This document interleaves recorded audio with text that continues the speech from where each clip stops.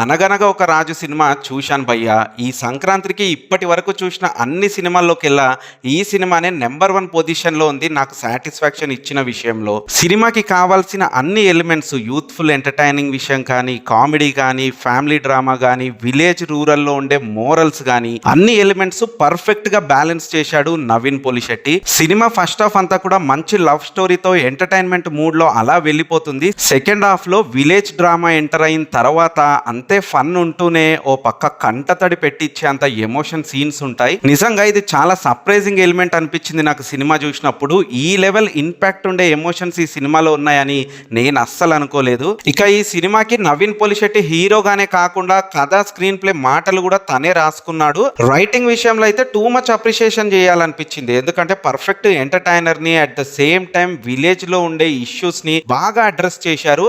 And ఒక రాజ్ అంటే ఎలా ఉండాలనే నిజమైన అర్థాన్ని చూపించి అందరి హార్ట్స్ అయితే గెలుచుకున్నాడు మన నవీన్ పోలిశెట్టి అని చెప్తాను.